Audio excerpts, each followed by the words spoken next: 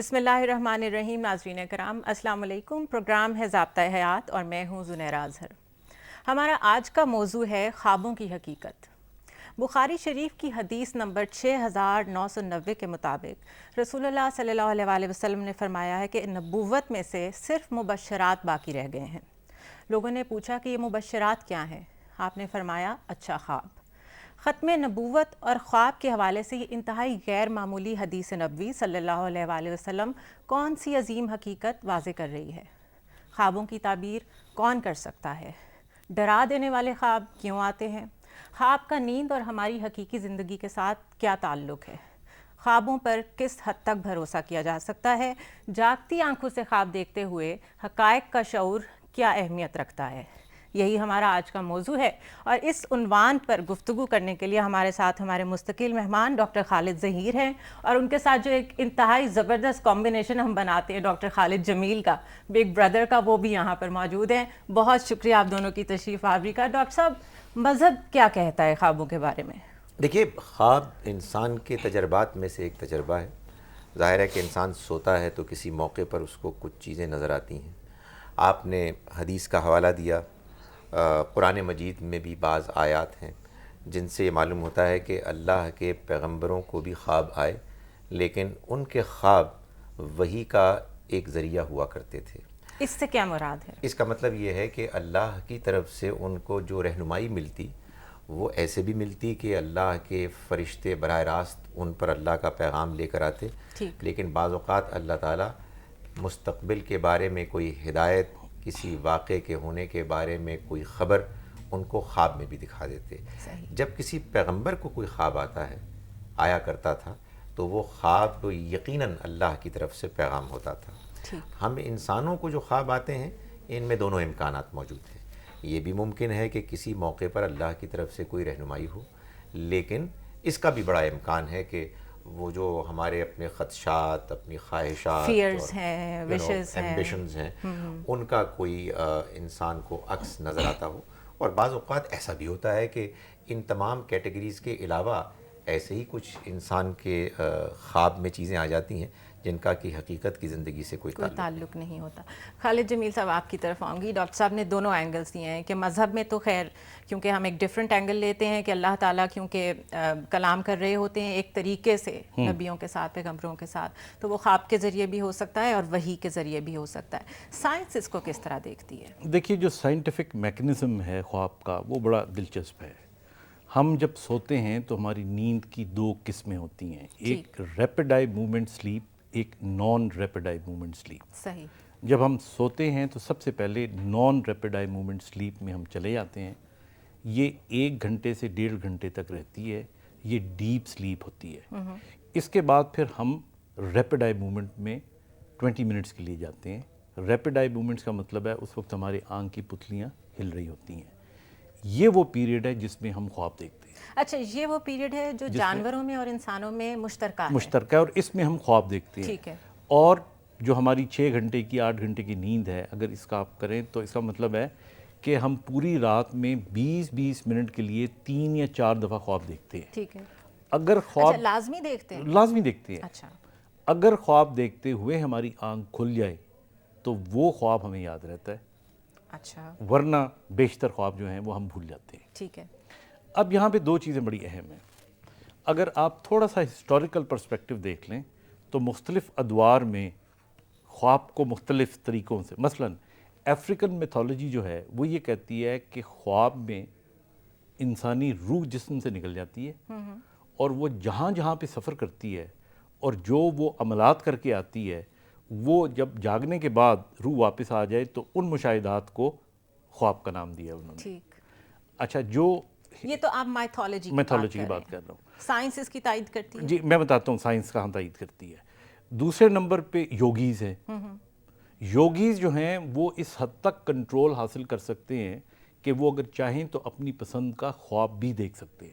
ٹھیک. یہ تو مائنڈ کنٹرول آ گیا نا. یہ آپ کنٹرول اتنا کر سکتے ہیں اپنے اب اس کو سائنس سے اگر آپ لنک کریں تو بڑی کلیئر سی بات آ جاتی ہے. جو شخص سب سے معتبر سمجھا جاتا ہے سائنس کے حوالے سے وہ سگمنڈ فرائیڈ ہے. صحیح. سیگمنٹ فرائڈ کا جو کانسیپٹ ہے خواب کے بارے میں وہ یہ کہتا ہے کہ خواب کے اندر انٹیوشنز نہیں ہوتے. ہمارے ماضی کے جو تجربات ہوتے ہیں, ہماری جو حسرتیں ہوتی ہیں, ہماری وہ کام جو ہم نہیں کر پائے ہوتے, وشفل تھنکنگ, وہ ہم اس میں لے آتے ہیں اور ہمارے خوابوں میں ایک سینسر لگا ہوا ہوتا ہے. اور یہی وجہ ہے کہ دیکھیں بہت ڈراؤنے یا بیہودہ خواب ہم نہیں دیکھتے. خواب کے اندر انٹیوشنز نہیں ہوتی, ٹھیک ہے, بلکہ خواب ہماری گزشتہ زندگی میں آنے والی حسرتیں, خواہشیں, جو کام ہم نہیں کر پائے ان کے اظہار کا ایک طریقہ ہوتا ہے. اور سیگمنٹ فرائڈ کے ساتھ ایک جانگ نام کا سائنٹسٹ تھا جو اکٹھے کام کیا کرتے تھے, اس کا پھر اختلاف ہوا and he was of the opinion کہ خوابوں کے اندر انٹیوشنز بھی ہوتے ہیں. اچھا, فرائڈ کا بھی بعد میں اگر ہم ڈیٹیل میں جائیں گے تو پتہ چلے گا کہ فرائڈ نے بھی اپنا سٹانس بعد میں چینج کیا تھا. ڈاکٹر صاحب آپ کی طرف آؤں گی کہ وحی کو اور اگر خواب کو ہم الگ الگ سمجھنا چاہیں تو کیا وحی میں جبرائیل علیہ السلام کا رول لازمی ہے کہ خواب کے ذریعے سے بھی وحی آئی ہے کبھی؟ دیکھیے, اگر ہم وحی کو اس طرح سے ڈیفائن کریں کہ اللہ کی جانب سے اللہ کے پیغمبر کے لیے وہ اوتھینٹک پیغام کہ جو ان کی رہنمائی اور انسانوں کے رہنمائی کے لیے وہ بھیجتا ہے, تو یقیناً بعض ایسی وحی کے ذرائع بھی ہیں کہ جس میں جبریل علیہ السلام خود انوالو ڈائریکٹلی نہیں ہوتے. اس کو قرآن مجید نے باقاعدہ اس سورہ شورا میں بیان بھی کیا ہے کہ اللہ تعالیٰ بندوں سے کلام کرتا ہے, بعض اوقات اشاروں سے, بعض اوقات کسی ایسے پیرائے میں کہ جس میں آواز کو اختیار کیا گیا, اور بعض اوقات ایسا بھی ہوتا ہے کہ اللہ اپنے فرشتے کو بھیجتا ہے کہ جو پیغمبر پر اللہ کی وحی اس کے پیغام کو نازل کرتے ہیں. تو اس کے مختلف طریقے ذرائع ہیں. پیغمبر کی ذات وہ اوتھینٹک سورس ہے نا, کہ جس نے اگر ایک بار یہ کنفرم کر دیا کہ ان کے پاس کوئی پیغام آیا ہے خواہ ایک ذریعے سے یا دوسرے سے, تو وہ اللہ کا پیغام ہے, اور ظاہر ہے کہ ان کی اس بات کو اسی حوالے سے مان لیا جائے. ناظرین ہمارے ساتھ رہیے گا, بریک کے بعد ہم ڈاکٹر خالد جمیل سے بات کریں گے کہ خواب کی تعبیر پہ سائنس کیا کہتی ہے. اسٹے ود اس.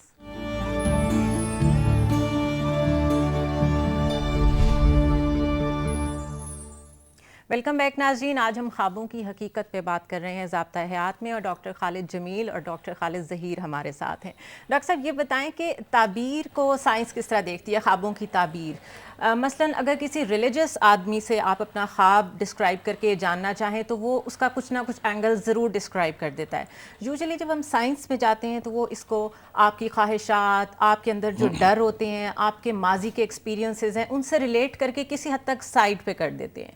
آپ کس طرح دیکھتے ہیں اس کو؟ دیکھیے آپ نے بالکل صحیح فرمایا, لیکن اگر ہم سائیکلوجیکلی دیکھیں تو آپ کی بات صحیح ہے, لیکن اگر ہم مولیکولر لیول پہ جا کے بات کریں یا کوانٹم فزکس کو ذہن میں رکھ کے بات کریں تو دو باتیں بڑی اہم ہیں. پہلی بات یہ ہے کہ ایک تو خواب کے اندر سمبولزم بہت زیادہ نظر آتا ہے. مثال کے طور پہ اگر آپ کو سانپ نظر آئے گا تو یہ ایک دشمن کی طرف یا شیطان کی طرف اشارہ ہوتا ہے. گلاب کا پھول نظر آئے گا تو یہ ایک پازیٹیوٹی کی طرف ہوگا. تو یہ جو سمبولک جو یا اشارے ملتے ہیں یہ اصل میں ہماری اپنی سوچ کے مطابق نظر آتے ہیں. اس حوالے سے دیکھا جائے تو دو چیزیں بڑی اہم ہیں جو میں نے فرمایا. پہلی چیز یہ ہے کہ ایک تو خواب کے اندر کریٹیوٹی کا ایلیمنٹ بہت امپورٹنٹ ہے. کریٹیوٹی کا مطلب یہ ہے کہ بہت سے بڑے بڑے کام جو ہیں وہ برین نے خواب کے دوران کیے. صحیح. اور میں آپ کو بتا دوں کہ جب ہم سوتے ہیں تو جو ویو برین میں چل رہی ہوتی ہے اسے ڈیلٹا ویو کہتے ہیں, اور جو تھیٹا ویو ہے یہ کریٹیوٹی کی ویو ہوتی ہے. صحیح. آپ بڑے حیران ہوں گے کہ اس وقت ماڈرن کیمسٹری کے اندر بینزائن کا جو فارمولا تھا اور جو اس کا سٹرکچر تھا, یہ جو فریڈرک اس کا موجد تھا, he was a German scientist, جی, اور اس نے بڑی کوشش کی کہ میں بناؤں. ایک دن وہ خواب میں اس نے دیکھا کہ ایک سام گول گول گھومتا ہے اور اپنی ہی دم کو اپنے منہ میں ڈال لیتا ہے, اور اس کے بعد وہ ورل کرتا ہے. اور پھر اس نے جا کے جب اس سٹرکچر کو دیکھا تو اس کو پتہ لگا کہ this was closest to benzene, and that is how benzene came. Doctor صاحب یہ تو اتفاق بھی ہو سکتا ہے نا. اچھا, اگر میرے خواب میں اسی طرح کا سانپ آئے تو میں لاکھ کوشش کر لوں, کیا ضروری ہے کہ میں ایسا کوئی فارمولا کریٹ نہیں, پر آپ یہ دیکھیں کہ بہت سی ایسی چیزیں, اس کے بعد آپ ہمارا انسولین کا جو موجد تھا اس کو بھی ایک قسم کا اشارہ ملا. اور ایک بڑا مشہور گیت ہے ڈاکٹر صاحب, نوشاد ایک بہت بڑے میرے خیال ہے میوزیشین تھے, آواز دے کہاں ہے. آپ کو پتہ ہے کہ جب وہ گیت لکھ رہے تھے تو he was stuck up with the music. Okay. And then ultimately this came into the dream. تو کہنے کا مطلب ہے کہ اتفاق بھی ہو سکتا ہے, لیکن حقیقت یہ ہے کہ سائنٹیفکلی یہ جو تھیٹا ویوز ہوتی ہیں یہ کریٹو ویوز اس وقت آتی ہیں. جہاں تک آپ نے تعبیر کا ذکر کیا تو تعبیر سے ایک تو انٹرپریٹیشن لی جاتی ہے اور ایک بعض اوقات یہ لی جاتی ہے کہ جو انٹیوشنز ہیں, مثال کے طور پہ حضرت یعقوب کے زمانے میں انہیں خواب آتا ہے کہ قحط پڑے گا اور پھر 7 پروبیبلی حضرت یوسف علیہ السلام کو یہ پڑے گا اور اس کی تو کہنے کا میرا مطلب ہے کہ جو نبیوں اور ولیوں کے خواب ہیں ان کی تو حقیقت ڈاکٹر صاحب نے بتا دی ہے, لیکن ایک عام آدمی کو بھی جو خواب آتا ہے اس خواب کے اندر انٹیوشنل سٹیٹ ہو سکتا ہے, کریٹو سٹیٹ ہو سکتا ہے, اور جو بیک گراؤنڈ کا سٹیٹ وہ ہو سکتا ہے. یہ ڈیپینڈ کرتا ہے کہ اس آدمی کی اپنی جو mind clarity and mind power ہے وہ کتنی ہے, اور وہ کیا کسی سائیکالوجسٹ کے پاس جاتا ہے اس کی انٹرپریٹیشن کے لیے, کیا کسی پیر فقیر کے پاس. ڈاکٹر صاحب آپ کیا کہیں گے اس بارے میں؟ دیکھیں ہمارے ہاں ایک لیکن تعبیر حضرت یوسف جو تعبیر کر دیتے تھے وہ تو ان کا معجزہ تھا, اور انہوں نے واضح طور پہ, آپ مجھ سے بہتر جانتے ہیں, یہ کہا ہے کہ یہ اللہ تعالیٰ کا دیا ہوا علم ہے, اس میں میرا کوئی کمال نہیں ہے. تعبیر کو آپ کس طرح دیکھتے ہیں؟ دیکھیں بات یہ ہے کہ لوگوں نے خواب دیکھے, اس کی ایک تاریخ ہے اور اس کے بعد کچھ واقعات ہوئے, تو سمجھدار لوگوں نے خوابوں اور خواب کے بعد ہونے والے واقعات کو آپس میں ریلیٹ کر کے تو وہی سمبلزم کو طے کیا. جیسے آپ سانپ کی بات کر رہے ہیں, ایسے چھتے کی بھی بات ہوتی ہے اور چیزوں کی بھی بات ہوتی ہے کہ مکھیوں کا چھتا جو ہے وہ قرض کی علامت ہے, اینڈ فلاں اور فلاں. اب ظاہر ہے کہ جب آپ کسی پڑھے لکھے آدمی کے پاس کہ جس نے اس میں زیادہ ایکسپیرینس حاصل کیا ہے جائیں گے اور اپنا خواب بتائیں گے اور آپ کا وہ پس منظر بھی جاننے کی کوشش کرے گا, تو وہ ایک قیاس, ایک اندازہ کرے گا کہ شاید اس خواب کا یہ مطلب ہے. لیکن میرا یہ خیال ہے کہ اس بات کو ہمیشہ پیش نظر رکھنا چاہیے کہ جس شخص کو خواب آیا ہے اس کا جو اپنا پس منظر اور کانٹیکسٹ ہے اس کو کوئی اور شخص طے نہیں کر سکتا. اگر وہ اللہ کی طرف سے کوئی اشارہ ہے تو وہ خود یہ طے کرے کہ آخر اس میں کیا رہنمائی ہے. دوسرے شخص آپ کو کچھ نہ کچھ ہیلپ آؤٹ کر دیں گے. ابن سیرین کی کتاب اس معاملے میں بہت مشہور ہے, انہوں نے بہت سی اس طرح کے سمبلز کے کچھ معنی ہیں کہ جن کو طے کر کے بیان کیا ہے, لیکن کوئی چیز حتمی نہیں ہے. حتمی صرف اللہ کی وحی ہے اور اللہ کے پیغمبروں کا وہ خواب ہے کہ جو وحی قرار پاتی ہے, اس کے علاوہ باقی انسانوں کے اگر ویسے بھی بالکل ٹوٹلی ایگری. دیکھیے جہاں تک پیغمبروں کا تعلق ہے, ولیوں کا تعلق ہے, وہ اپنی جگہ پہ ہو گئی. عام آدمی کے لیے جو خواب ہے اس کی انٹرپریٹیشن وہ خود ہی کر سکتا ہے, کیونکہ جس فریم آف مائنڈ میں اور جس فریم آف فزیکل سچویشن میں وہ رہتا ہے وہ خود رہ رہا ہوتا ہے. He can also and he can only determine اسی کی پرابلم ہوتی ہے, وہ اسے بہتر جج کر سکتا ہے. اچھا ایک اور چیز بھی ہے کہ اگر عام آدمی کے خواب بھی سچے ہونے لگیں اور لوگ خوابوں پہ اتنا ڈیپینڈ کرنے لگیں تو میرے خیال ہے اسٹرگل اور کوشش کا معیار کم ہو جائے گا, عقل کا استعمال کم ہو جائے گا, انسان وہمی ہو جائے گا, انسان ہر وقت خواب کا منتظر رہے گا, میں رہنا شروع ہو جائے گا, ایک ایسی دنیا میں جس میں وہ صرف کسی نہ کسی اشارے کا انتظار کر رہے ہیں. لیکن ڈاکٹر صاحب ایک بہت امپورٹنٹ بات میں نے اکثر لوگوں سے سنا ہے, وہ کہتے ہیں ہم نے نبی کریم صلی اللہ علیہ وآلہ وسلم کو خواب میں دیکھا. خود نبی اکرم صلی اللہ علیہ وآلہ وسلم نے یہ فرمایا ہے کہ شیطان میرا روپ نہیں دھار سکتا, اور ہم نے نبی پاک صلی اللہ علیہ وآلہ وسلم کو اپنی آنکھوں سے نہیں دیکھا. تو کوئی شخص اگر یہ کلیم کرتا ہے تو اس کا یہ کلیم کہاں تک صحیح ہے؟ اس میں تو آپ نے جواب خود ہی فراہم کر دیا کہ نبی اکرم صلی اللہ علیہ وسلم کے ارشاد کے مطابق جو خواب میں آپ کو دیکھتا ہے, اگر تو وہ آپ کے کوئی ساتھی صحابی ہیں جنہوں نے کہ واقعتاً زندگی میں بھی آپ کو ان ریالٹی دیکھا ہے, تو انہوں نے تو یقیناً حضور کو خواب میں دیکھا, اس لیے کہ آپ کے ارشاد کے مطابق شیطان آپ کا روپ اختیار نہیں کر سکتا. لیکن آپ کے صحابہ کے علاوہ کہ جنہوں نے آپ کو دیکھا, باقی تو کسی نے نہیں دیکھا. شیطان کے لیے یہ ممکن ہے کہ وہ کسی اور بزرگ کا روپ اختیار کر کے یہ دھوکہ دے کہ وہ نبی صلی اللہ علیہ وسلم کی صورت اختیار کر کے آیا ہے. اس وجہ سے اگرچہ کہ اس کا امکان ہے کہ صحابہ کرام کے علاوہ بھی نبی صلی اللہ علیہ وسلم ہم لوگوں کے خواب میں آئیں, لیکن کسی ایک خاص خواب کا تجربہ ایسا ہو کہ جس کے بارے میں یہ طے شدہ طور پر کہہ لیا جائے کہ اس میں حضور تشریف لائے تھے, اس کا کوئی امکان نہیں. اس لیے کہ ہم میں سے کسی نے حضور کو نہیں دیکھا, اس لیے اس بارے میں یہی کہنا زیادہ مناسب ہوگا کہ یہ ہو سکتا ہے کہ آپ خواب میں تشریف لائے اور یہ بھی ہو سکتا ہے کہ آپ خواب میں تشریف نہیں لائے، اور یہ اس خواب کے کنٹینٹس ڈیسائیڈ کریں گے کہ آیا کہ وہ خواب صحیح ہے یا صحیح نہیں ہے۔ صحیح۔ ناظرین، کنٹینٹس کی بات کی ہے ڈاکٹر خالد ظہیر نے۔ خواب کس حد تک ہمیں یاد رہتے ہیں، کس حد تک ہم ان کو بھول جاتے ہیں، اور جب ہم ان کو انٹرپریٹ کر رہے ہوتے ہیں ان کی تعبیریں سمجھنے کے لیے، تو اس میں کیا کیا چیزیں امپورٹنٹ ہیں، ہمارے جسم پہ، ہماری روح پہ، اس کے کیا اثرات مرتب ہوتے ہیں، اس پہ ہم بات کریں گے، لیکن ایک مختصر سے وقفے کے بعد۔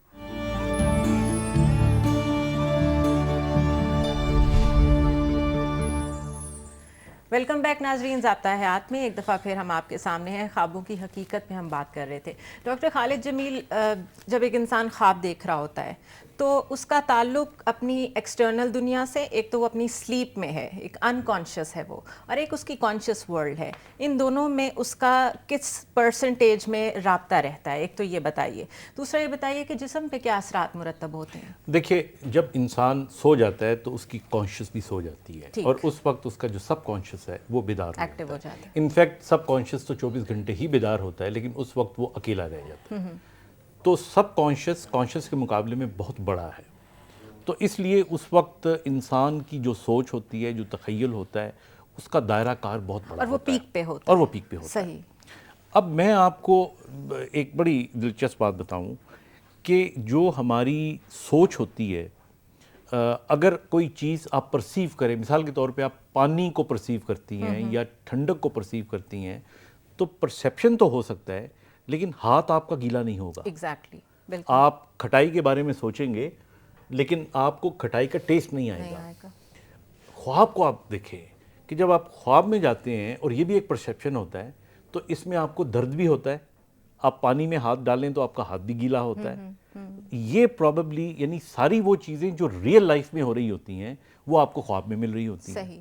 پروبیبلی یہ وجہ تھی کہ چائنا میں آج سے 5-6 ہزار سال پہلے لوگ یہ سمجھتے تھے کہ this world is not real world, this probably is a dream, کیونکہ ہر وہ چیز دیکھیں نا، آپ کو ذائقہ بھی مل جاتا ہے۔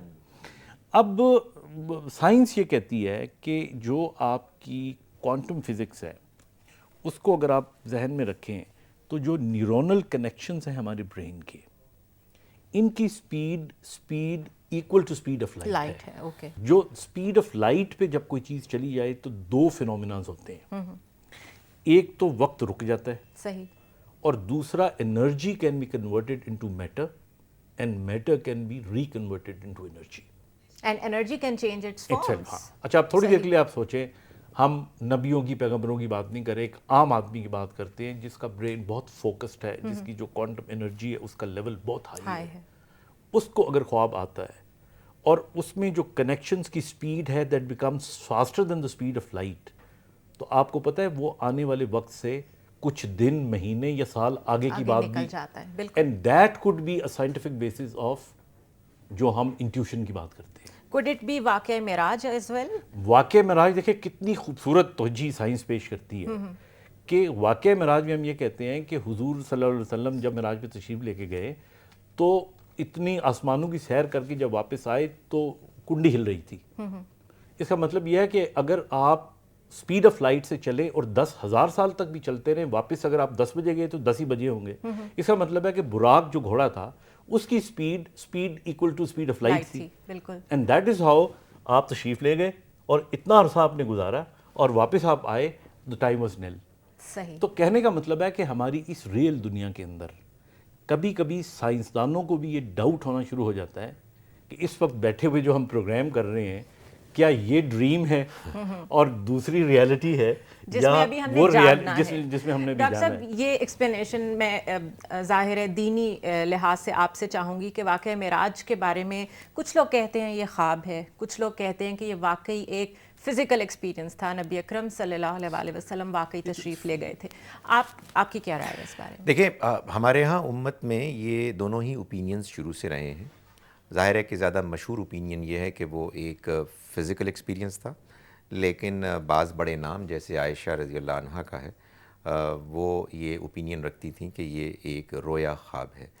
قرآن مجید میں سورہ بنی اسرائیل کے اندر بھی اس کو رویا ہی قرار دیا گیا ہے۔ اور ایک اور بات بھی ہے کہ اس میں جو واقعات ہیں جنت جہنم کے، مستقبل کے، نبی اکرم صلی اللہ علیہ وسلم اپنے امتیوں سے بات کر رہے ہیں، ان کے احوال بیان کر رہے ہیں. امت تو ابھی پیدا ہوئی تھی، امت تو ابھی اصل میں آگے چل کے وجود میں آنی تھی، لیکن ان کے بعد کے واقعات بھی آپ نے دیکھ کے بیان کیے. تو اس سے معلوم ہوتا ہے کہ یہ ایک ایسا ایکسپیرینس تھا کہ جس میں اللہ تعالیٰ نے آپ کو ایک ایسا موقع فراہم کیا کہ آپ نے مستقبل کو جا کے دیکھ لیا.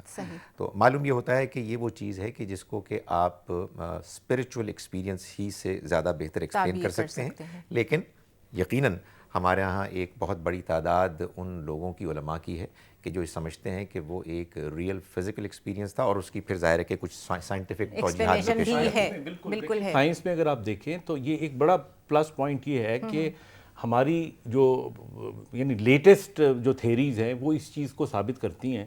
اور پھر حضور کا معراج پہ جانا، اور پھر جس طرح آپ نے فرمایا مستقبل میں اپنے امتیوں کو دیکھ لینا، اور انہوں نے اپنے امتیوں کو صرف یہاں تک نہیں دیکھا بلکہ بہت لمبے عرصے تک. بلکہ اس میں ایک بڑی کمال بات یہ ہے کہ اللہ تعالیٰ سے آپ کمیونیکیٹ کر رہے ہیں کہ کتنی نمازیں ہوں گی، کتنے روزے ہوں گے. مطلب یہ تو ایک کمیونیکیشن بھی بیچ میں انوالو ہے. بالکل. اگر اس کو دیکھیں فزیکلی ابھی کوئی ایکسپیریمنٹ ایسا ہوا نہیں، because we have not yet been able to make an aeroplane that runs at the speed of light. لیکن آنے والے وقتوں میں جو ہائپوتھیسز ہوتے ہیں سائنسز کے اندر وہی بیسز بنتے ہیں. لیکن ڈاکٹر صاحب یہی امیجنیشن ہے جو ہم موویز میں دیکھتے ہیں کہ کوئی وقت سے آگے نکل گیا، ہم ٹائم مشین کا جو کانسیپٹ دیکھتے ہیں. اس کا مطلب ہے کہ اس بارے میں سوچ جاری ہے انسان کے اندر. ڈاکٹر صاحب اس وقت ہم بریک پہ جا رہے ہیں، لیکن بریک پہ جانے سے پہلے میں آپ کو یہ بتاؤں کہ ہم آپ سے یہ جاننا چاہیں گے کہ جو بخاری شریف کی حدیث ہم نے شروع میں کوٹ کی تھی، اس میں نبی اکرم صلی اللہ علیہ وسلم نے فرمایا کہ نبوت میں سے اب کچھ نہیں بچا سوائے مبشرات کے.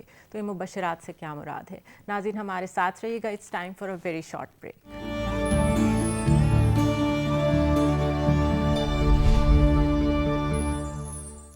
ویلکم بیک ناظرین. ایک دفعہ پھر ضابطہ حیات میں ہم ہیں آپ کے سامنے. ہم ڈاکٹر خالد ظہیر کی طرف جائیں گے. جی ڈاکٹر صاحب بتائیے مبشرات سے کیا مراد ہے؟ دیکھیں وہ تو حدیث ہی میں واضح کر دیا گیا کہ مبشرات سے مراد سچے خواب ہیں، اور لفظ مبشرات سے معلوم ہوتا ہے کہ وہ کوئی اچھی ہی خبر ہے کہ جو انسان کو خواب میں ملے گی. اللہ تعالیٰ نے انسان کو اس دنیا میں عقل دی ہے کہ جس کو استعمال کر کے وہ اپنی زندگی کے معاملات طے کرتا ہے. لیکن عقل سے بڑھ کر اس نے بعض اوقات اپنے بعض بندوں کو چن کر ان کو پیغمبری کے منصب پہ فائز کر کے اپنی وحی سے بھی نوازا، جس کے ذریعے سے اس نے پوری دنیا کی رہنمائی کی. نبی صلی اللہ علیہ وسلم کے اس ارشاد کا مطلب یہ ہے کہ اب میرے بعد وہ وحی تو نہیں آئے گی.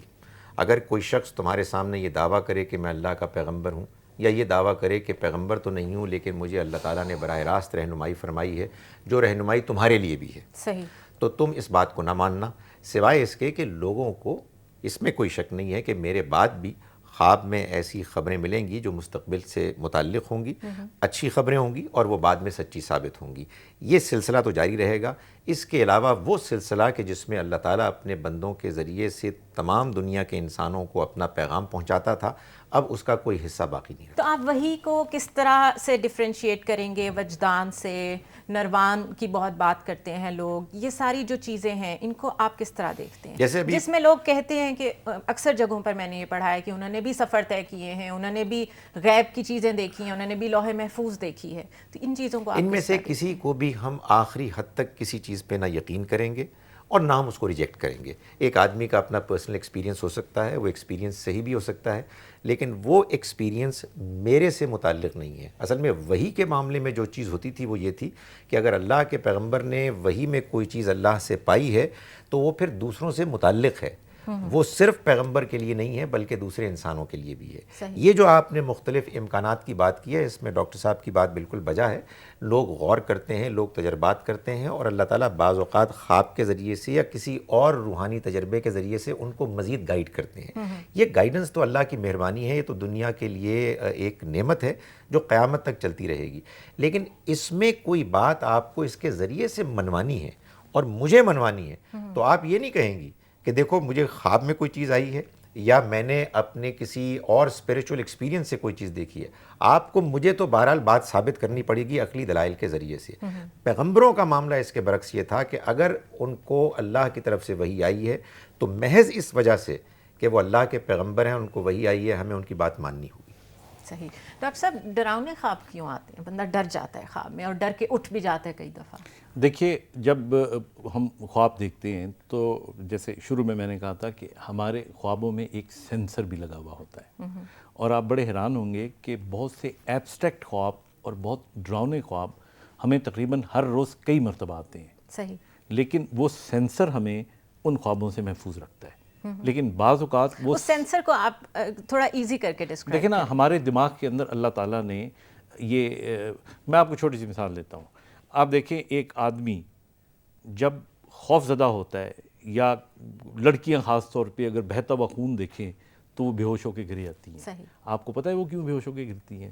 وہ اس لیے گری آتی ہیں بے ہوش ہو کے کہ ان کو جب خوف پیدا ہوتا ہے تو گرنے سے بلڈ ان کے دماغ کو زیادہ جانا شروع ہو جاتا ہے. اگر وہ نہ گرتی ہیں, اگر آپ نہ بے ہوش ہوں تو that can damage your brain. اسی طرح یہ بالکل ویسی بات ہے کہ ہم کہتے ہیں کہ چھینک ہمیں کئی دفعہ بچا لیتی لے. اسی طرح خواب کے اندر اگر آپ کو نائٹ ٹیررز, آپ نے دیکھا نہیں, نائٹ میئرز, یہ جو آتی ہیں, یہ ایک نفسیاتی وہ جو سینسر لگا ہوا ہے یا یہ جو نظام لگا ہوا ہے اس نظام میں کوئی کمی پیش آ جاتی ہے. اور بنیادی طور پہ کچھ بیماریاں ایسی ہیں جن کے اندر anxiety, depression, schizophrenia, bipolar depressions, یہ اس کے وجہ بن سکتی ہیں. پوسٹ ٹرامیٹک ہو سکتی ہیں. کوئی بچپن میں دیکھا ہوا سٹریس ایسا ہے جو ہو سکتا ہے. لیکن ایک بات جس کو میں ڈاکٹر صاحب کی بات ہی کو تھوڑا سا آگے اگر آپ اجازت دیں تو بڑھاؤں گا. آپ نے وجدان کا ذکر کیا تھا. دیکھیے وجدان ایک ایسی چیز ہے جو میڈیٹیشن سے حاصل کیا جا سکتا ہے. صحیح. وجدان کو آپ ایکسپلین کس طرح کریں گے, ڈیفائن کس طرح کریں گے؟ وجدان کا مطلب یہ ہوتا ہے کہ ایک چیز جسے آپ نے دیکھا نہیں, ایکسپیرینس نہیں کیا, عقل بھی ماننے کے لیے تیار نہیں ہے, لیکن آپ کے دل میں یا آپ کے right part of the brain میں ایک خیال پیدا ہو رہا ہے کہ ایسا ہو سکتا ہے. تو وہ رائٹ پارٹ تو ویسے ہی کریٹو پارٹ ہوتا ہے ہمارا. اس کریٹو پارٹ کے اندر اگر آپ کو یہ کانسیپٹ ملنا شروع ہو جائے کہ نہیں واقعی کوئی ایسی چیز ہے تو اسے ہم وجدان کہتے ہیں. اور یہ وجدان کئی دفعہ آپ نے دیکھا ہوگا کہ مثلاً آپ سوچتے ہیں کہ اگر میں نے یہ سفر کیا تو یہ میرے لیے نقصان دہ ہوگا. اب آپ دیکھیں کئی دفعہ وہ سفر آپ کرتے ہیں اور وہ نقصان دہ ہو جاتا ہے. تو یہ بنیادی طور پہ آپ کو فیوچر کا پتہ تو نہیں چلا, لیکن ایک وجدان آپ کو تھا. اور جو وجدان کی سائنس ہے یہ اس میں میڈیٹیشن آتی ہے. وہ تمام لوگ جو روحانی طور پہ اگر مذہبی اعتبار سے دیکھا جائے یا اگر مذہبی حوالے سے نہ دیکھا جائے, جو لوگ ٹرانسڈکٹل میڈیٹیشن کرتے ہیں, کسی بھی مذہب کا ان کا تعلق ہو سکتا ہے, ان کے اندر جو برین کے نیورونز ہوتے ہیں وہ بہت زیادہ فوکسڈ ہو جاتے ہیں. صحیح. جب وہ فوکسڈ ہو جاتے ہیں تو ان کی انٹینسٹی کئی ہزار گنا بڑھ جاتی ہے. اس سے وہ آنے والے وقت میں تھوڑا سا کھوج بھی لگا سکتے ہیں. ان کی جو ایکسٹرا سینسری پرسیپشن ہے وہ بہت زیادہ ہو جاتی ہے عام لوگوں کی نسبت. And they are the people جن کے اندر وجدان زیادہ ہو جاتا ہے. اور میں ایک اور بات بتا دوں آپ کو, جن لوگوں میں انگریزی میں اگر آپ کہیں کنسیپشن اینڈ پرسیپشن, جو لوگ شعوری طور پہ زیادہ اسٹرانگ ہوتے ہیں وہ وجدانی طور پہ کمزور ہوں گے. ڈاکٹر صاحب اس کی کتنی پاسبلٹی ہے کہ ایک شخص نے بہت ساری مینٹل ایکسرسائزز کر کے اپنے آپ کو اتنا فوکس کر لیا ہے کہ وہ جیسا چاہے ویسا دیکھ سکتا ہے, ایسی بھی پاسبلٹی ہوتی ہے, اور وہ اس کو پریکٹس کرتا کرتا ڈیٹریکٹ ہونا شروع ہو جائے, اسے کس طرح پتہ چلے گا؟ آئی تھنک اگر آپ نارمیلٹی سے ڈیویٹ ہو جائیں گے تو پھر الٹیمیٹلی اسی کو پاگل پن کہتے ہیں. ایگزیکٹلی. تو انسان کو اس حد تک بھی نہیں جانا چاہیے. آپ نارمیلٹی دیکھیں نا, اسلام کی سب سے بڑی خوبصورتی کیا ہے؟ دنیا کی سب سے بہترین میڈیٹیشن نماز ہے. دنیا کا سب سے خوبصورت وجدان حاصل کرنے کا طریقہ قرآن پڑھنا ہے. آپ نارمیلٹی میں بھی رہتے ہیں اور سائنٹیفکلی بھی آپ وہ کرتے ہیں. تو I think this is such a beautiful religion. اگر ہم اس کو تھوڑا سا اور سائنس بیلنس طریقے بہت سے خوبصورت بیلنس دیتا ہے. ناظرین بریک پہ جائیں گے دوبارہ سے, اور بریک کے بعد ہم حضرت یوسف علیہ السلام نے زندان میں قیدیوں کو جو کچھ خوابوں کی تعبیریں بتائی تھیں اس کا ذکر کریں گے ڈاکٹر خالد ظہیر کے ساتھ. اسٹے ود اس.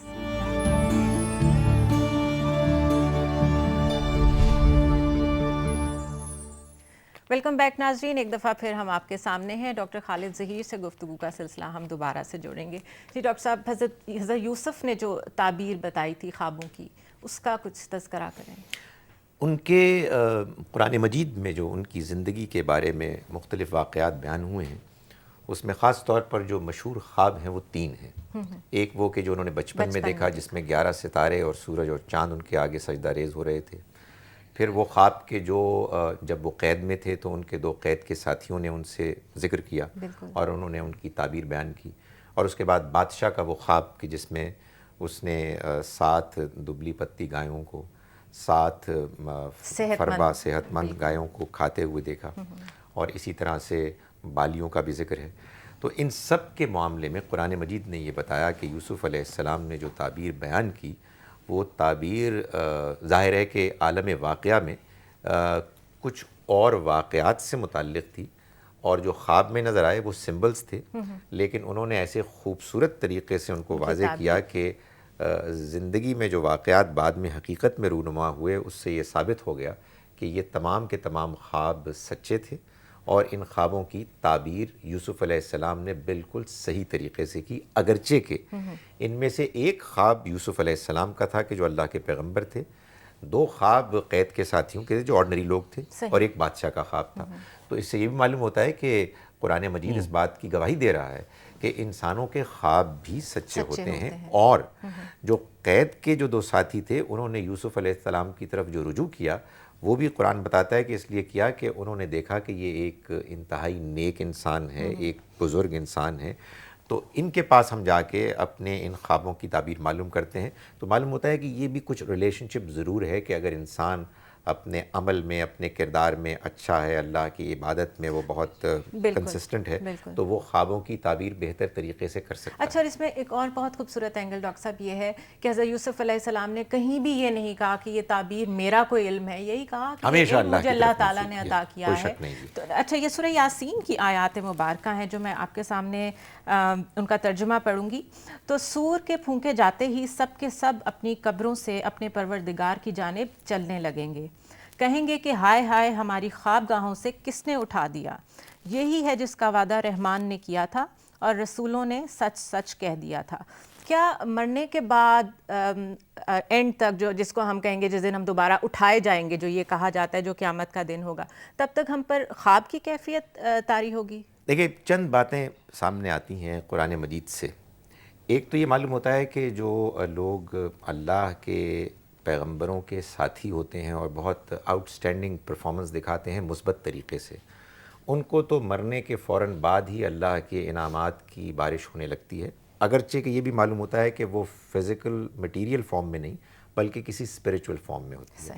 اسی طرح سے یہ بھی معلوم ہوتا ہے کہ اللہ کے پیغمبروں کے اور اللہ کے دشمن جیسے فرعون اور اس کے ساتھی, ان کے مرنے کے فوراً بعد ہی ان کو سزا ملنے لگتی ہے. اگرچہ کہ یہ معلوم ہوتا ہے کہ شاید وہ بھی فزیکل طریقے کی نہیں ہے, لیکن جیسا کہ آپ نے سورہ یاسین کی اس آیہ مبارکہ میں بات بیان کی, معلوم یہ ہوتا ہے کہ بہت سے لوگ, شاید اکثر لوگ ایسے ہیں کہ جن کو مرنے کے بعد کچھ خواب کسی کیفیت سے دوچار کیا جائے گا, اور جب وہ قیامت کے روز سور کے پھونکے جانے کے بعد اٹھیں گے تو انہیں کچھ یاد نہیں ہوگا سوائے اس کے کہ وہ سوئے ہوئے تھے, اور وہ سوئے بھی 1 دن یا 1 سے بھی کم. ہاں, اس میں یہ وقت کا جو ایلیمنٹ ہے اس لیے کہ جب آپ سوتے ہیں تو ظاہر ہے آپ کو تو اندازہ نہیں ہوتا نا کہ آپ 2 گھنٹے سوئے ہیں, 4 گھنٹے سوئے ہیں یا 400 سال سوئے ہیں. وہ معلوم ہوتا ہے کہ وہ ٹائم کا کانسیپٹ ان کا نہیں ہوگا, اور وہ اٹھ کے یہی کہیں گے کہ ہمیں نیند سے کس نے جگایا. اچھا ڈاکٹر صاحب, جاگتے میں بھی خواب دیکھے جا سکتے ہیں؟ یہ فیسینیشن اور امیجنیشن کہا جاتا ہے کہ بڑے سے بڑا کانسیپٹ ایک وقت میں امیجنیشن تھا یا ڈریم تھا, تو اس کی کیا پاسبلٹی ہے؟ بالکل. دیکھیے, جب ہم خواب کی کیفیت کی بات کرتے ہیں تو آبویسلی ایک تو ہم, جیسا سائنٹیفکلی میں نے آپ کو کہا کہ جب آپ سوتے ہیں تو ایک خاص ریم پیریڈ آتا ہے, کیفیت آتی ہے, اور اس کے اندر پھر آپ کو امیجنری چیزیں نظر آتی ہیں اور ایبسٹریکٹ چیزیں نظر آتی ہیں, اور بعض اوقات تخیلاتی طور پہ آپ بہتر ہو جاتے ہیں. اس وقت جو برین میں ویوز چل رہی ہوتی ہے وہ تھیٹا ویو نہیں بلکہ ڈیلٹا ہوتی ہے. لیکن بعض دفعہ یہ ڈیلٹا سے ڈیویٹ کر کے یا لائٹر موڈ میں تھیٹا میں چلی جاتی ہے. صحیح. اچھا, تھیٹا ویو آپ کو جاگتے ہوئے بھی کئی دفعہ, برین کی نارمل ایکٹیویٹی اس کو آپ بتا رہے ہیں کہ وہ جاگتے ہوئے کیسی ہوتی ہے اور سوتے ہوئے کیسی ہوتی ہے. سونے سے کچھ دیر پہلے اور سونے کے کچھ دیر بعد یہ جو پیریڈ ہوتا ہے اس کے اندر تھیٹا ویو ڈیفینیٹلی ہوتی ہے, and this is a view of creativity. اب جب ہم جاگتی آنکھوں سے خواب دیکھتے ہیں تو اس کا مطلب یہ ہوتا ہے کہ ہم اپنے دماغ میں کوئی ایسا پلان بنا رہے ہوتے ہیں اور اس پلان کو بناتے بناتے اس کو ویژولائز بھی کر رہے ہوتے ہیں. جب ہم اس پلان کو ویژولائز کرتے ہیں تو برین میں اس پلان کے کچھ خد و خال بننا شروع ہو جاتے ہیں, صحیح اسٹرکچر بننا شروع ہو جاتا ہے. اور اگر اس اسٹرکچر کو آپ بار بار اپنے دماغ میں بناتے رہیں تو آپ سمجھیں جیسے آپ خرید رہے ہوتے ہیں آپ اس کو. اب ایک چھوٹی سی میں مثال دوں آپ کو, آپ پہلی دفعہ اگر اپنے دفتر جائیں تو آپ کو سوچنا پڑتا ہے کہ میں لیفٹ ٹرن کروں, رائٹ ٹرن کروں, سیدھا جاؤں. لیکن جب آپ یہ رستہ خرید چکے ہوتے ہیں ایک مہینے میں تو then you are talking to each other اور آپ خود ہی مڑنا شروع ہوتے ہیں. تو جو لوگ جاگتی آنکھوں سے خواب دیکھنے کے عادی ہو جاتے ہیں, میں اس لیے کہتا ہوں کہ خواب ضرور دیکھنے چاہیے, تو الٹیمیٹلی برین ان لائنز پہ کام کرنا شروع کر دیتا ہے. صحیح. آپ دیکھیں پاکستان بننے کا جب بھی نام آتا ہے تو ہم کہتے ہیں علامہ اقبال نے خواب دیکھا اور اس کی تعبیر ہمیں مل گئی. تو زندگی میں یاد رکھیے گا, میں نوجوانوں کو مخاطب ہو کے کہوں گا, پاکستان کے بارے میں اچھا سوچنے والے لوگوں کو مخاطب ہو کے کہوں گا, think good about everything. So you will get a very positive structure in the brain and ultimately وہ structure implement ہو جائے گا اور انشاءاللہ تعالیٰ آپ ہمیشہ کامیاب ہوں گے.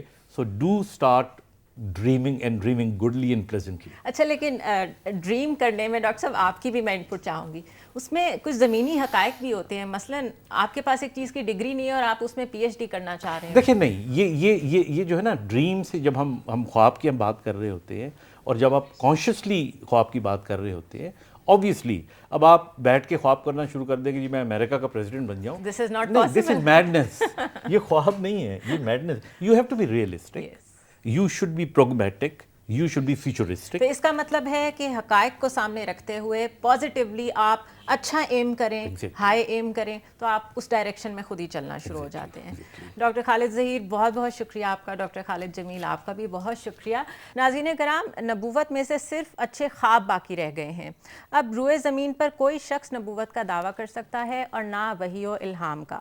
اب کسی بھی مذہبی رہنما کی بات غیر مشروط طور پر نہیں مانی جا سکتی. جس کی جو بات قرآن و سنت کے مطابق اور عقل و قلب کو درست معلوم ہوگی اسے ہی اختیار کرنا دین کا تقاضا ہے. اور یہ کہ دنیا میں بڑے بڑے کام کرنے کے لیے خواب ضرور دیکھنے چاہیے, مگر اس کے لیے زمینی حقائق کا شعور بے حد ضروری ہے, ورنہ اندیشہ ہے کہ ہمارے خواب شاید صرف خواب ہی رہ جائیں. اپنی میزبان زنیرہ اظہر کو اجازت دیجیے. اللہ حافظ.